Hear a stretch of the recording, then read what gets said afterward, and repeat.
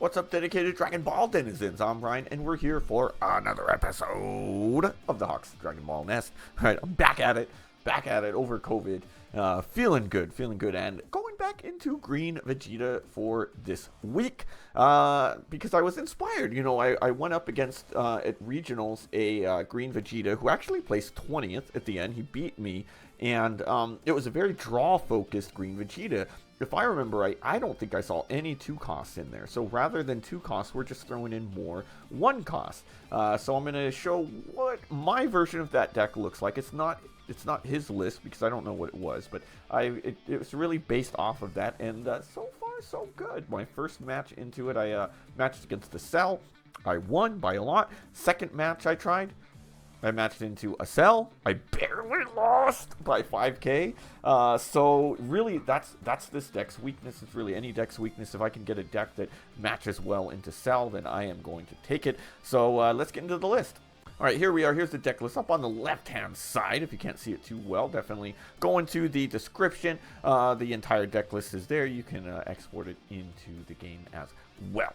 All right, so first off, I'm not going to get too into a lot of the cards that are staples. You know, the deck's been out for a little bit now. We're we're the next set in fact. So I'll go quickly over it and really focus on some of the cards that I've changed from my last list. You know, we really spent a lot of time during SB01 on this deck. So anyway, we've got Vegeta. He's originally from FB04. Really got support in SB01. 15k, draw 1 on swing, and awaken at 4. Right. All right, then we've got, of course, the Awaken side, 20k, draw a card, activate main once per turn, place 1 energy into your drop. If you have 4 less energy, play a Saiyan only battle card with 3 or less from your hand. So basically, you're cheating out bodies, right? For 1 energy, we're playing a 3 cost every single turn after we've already used our energy, okay? Now, what have I added here? So, I've added the cantrips. We got Son Goku on play, draw a card, and we've got the other original searcher that we used to run, which is the Gohan Childhood. Look at 3 cards from the top of your deck, reveal a card with 5 or less, and Saiyan in its special traits add to your hand, right? So this one is basically the Nappa. It's a worse version of the Nappa because we can't get the Great Ape. But still a good searcher. This is actually usually my 3rd choice to play because I don't like bottom decking my Great Apes. But still, basically, this one you can assume replaced the 2-cost Gohan, and this one replaced the hit, but I put all of them at 4 of. Okay, then of course we've got 4 of this one. Now, what did I add back? I added back the Nappa, and you know, maybe I haven't given him enough credit, and especially because I just didn't like the 0 combo. But now, from what I'm seeing, is I've got enough recovery in this deck with all the draw power to where, you know, we're gonna throw him in there. He's a nice 30k body. Obviously, as we know, add 1 card from life to energy in rest mode. We choose 1, or if you have no Vegeta, this card can't attack for the turn. And we're going to play out Vegeta a little bit more, right? We still go with these at a 2 of. I think it's just a nice 10k, especially now minus the Gohans. We do need some 10k so that we can save some cards in hand, right? Raditz, I think I was running this as a 2 of in my old list. I increased to a 3 of, right? Because we do want to get a little bit more recovery in this deck. That's what this is focused on, is the draw and recovery. So Raditz is allowing us to grab from drop. Not too bad, right? Then, not just because I just love this freaking card and I ended up pulling 2 of them on the client, 1 of them in real life, but just another one that's a good recovery. On play, we're drawing. That we're not going to use that blocker. We're pretty much attacking with this card every time. But it's a nice one to use sometimes. I've only played a couple matches so far, but I haven't played this card out yet. But I'm sure I will. The 0 combo makes me a little bit nervous. We definitely added some, but we've actually removed some of the extras. So I think we've offset ourselves a little bit. So we've got that. Of course, we still run this bad boy at 4. Show the cool version of it. We've run this guy at 4. Run this guy at 4. And at 4. And Nameku. Now, I don't know if the guy at Regionals had this one in, but Nameku's just so good. He actually was the reason I beat a Cell. Spoiler alert for my later video coming. And then I upped the instance to 4 as well. And I just removed a Warm Greeting. You know, we just removed it completely. I just think, you know, just all gas, no brakes on this deck.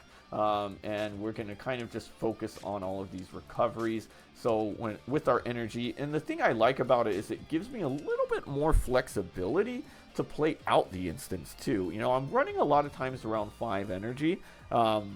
So if I can use an instant, get down to 4, and if I really have to use 2 in a turn to get down to 3, it still means that I don't waste an energy, which can happen sometimes because I only need 1 energy to play, so I don't kind of lose that with my leader skill. So I kind of really like how this is going so far. So that's kind of that. Strategy, strengths, and weakness of the deck. It's pretty straightforward. We're swarming the board, right? This is an aggro deck. Really, I don't want to say to the max because I think it does have a little bit more staying power now because of the draw. But you're still every single turn going to be swarming, and then you're going to use that 1 to 2 extra energy to draw, right? And it's really helping us replace these cards that we're playing out.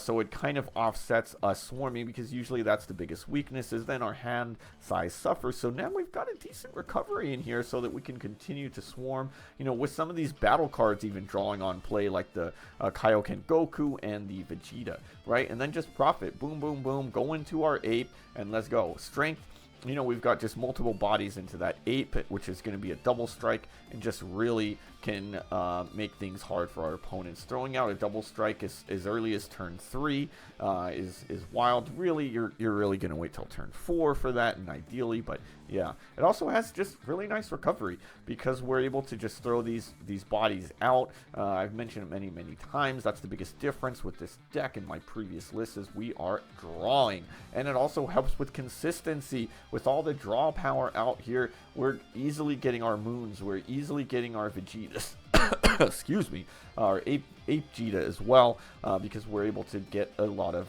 draw power out here. Well, not just the first one. I think the easy part of this deck is usually throwing out that first Raditz into Vegeta, into Ape, but then from there sometimes it takes us multiple turns because we're just playing out 2 costs, but we're able to continuously search throughout this whole game, playing out 1 to 2 searcher / cantrips. It really helps us there, right? Weaknesses, the combo power is iffy. You know, now losing the Gohan is one thing, but to be honest, in the couple matches I've played, it's not a huge deal because a lot of times these Gohans are being played out anyway, so we're not really saving them in hand for the combo power, right? But still, we do have very iffy combo power. We've got quite a few zeros in there.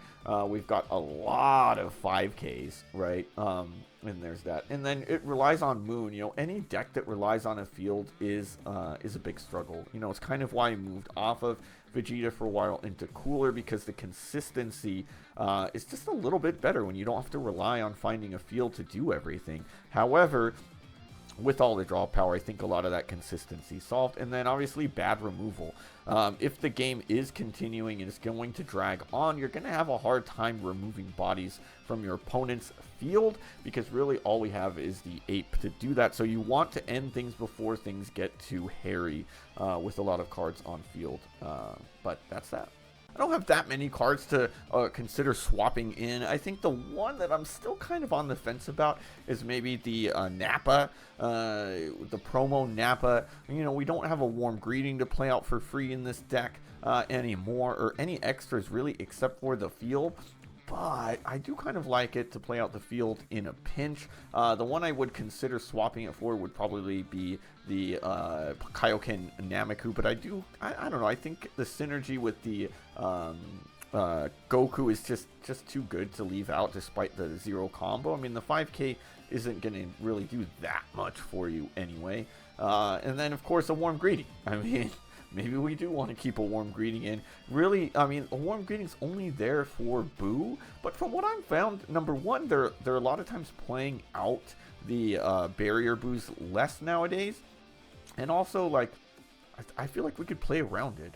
You know, I just play around it a lot. I don't necessarily need it. I mean, the one thing about it, and like the one thing I'll say too, is my opponent did have a warm greeting because it is a 2-cost card. that you can draw with too, right? When he actually played it out against me, remember, you don't have to choose up to 1. It's up to 1, right? So you can just draw and not, but I mean, why do we have him then if we're not going to force it? So this one is one to think about, but you'd probably have to sacrifice some cards, and I just don't think there's really room for it. I think we all gas, no brakes. The last one, though, obviously, is the Ruthless Sorting. This is one I thought might see some more play during this era, because we do have decks like the Black Shenron, where we're going to see that Goku, and there's literally no other way to remove it, and as a triple strike, it's going to give us some problems. So now without this card, I mean, they cheat out that 7 cost pretty early, and we are not going to be able to defend against that card. So can we out aggro them? I don't know. I haven't played one yet during this era, so we'll have to see if I match up against one. But the other one too is what's the other one? Is the Orange Piccolo. You know, they may be able to take us out too with those Gohans. You know, this is really our only way to take out cards like Gohan, the 9-cost Brolys, any of the Brolys and things like that. So those are ones I would consider. Well, that's going to do it for this episode of the Hawks Dragon Ball Nest. Hope you enjoyed this episode. I mean, I did. You know, I love me my Green Vegeta, even though I'm with Cooler. I think I've decided, you know, I've experimented with kind of both ends of the spectrum. Kind of early on, you saw some of my videos were really these grindy decks that just took a lot of time. And I think my style, I'm starting to figure out, is more aggro focused. You know, I do a little bit better in that ending games quickly and just go. So this Green Vegeta, this Cooler, I'm having fun with them. So if you liked what you saw, hit that subscribe button, become part of the Hawks Nest, a fearless flock of fabulous folks who love to do what we love out here. Don't worry, we are still going to get some more Cooler in. I'm still going to figure it out. I think, though, that I've narrowed down my Nats decks to 2 different options. It's either going to be Green Vegeta or it's going to be Cooler.